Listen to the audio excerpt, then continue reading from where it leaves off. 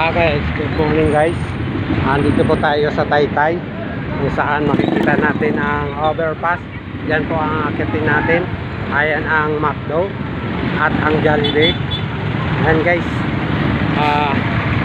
akitin natin yan para tumawid sa kabila, para pauwi na po tayo ng Antipolo. Kasi po distrito ng Rizal, Taytay, lokal ng Taytay, distrito ng Rizal, para kausapin. Kinausap ako sa aking pagbabalik-loob. Babalik-loob na ako guys.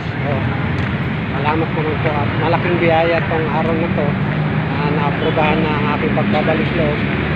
Siguro guys, ako 3 taon na nagbabalik-loob. Ngayon lang po na, ang hirap po talaga pag nagbalik-loob.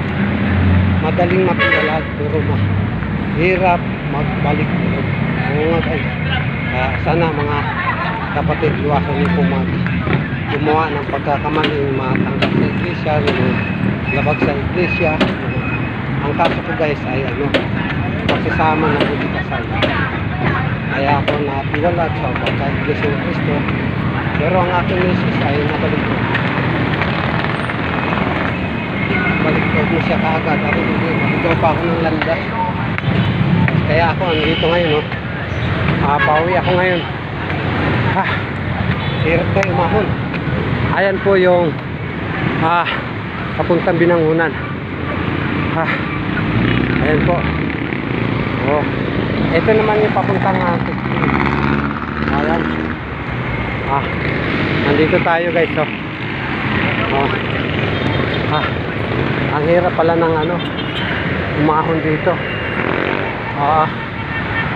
Ayan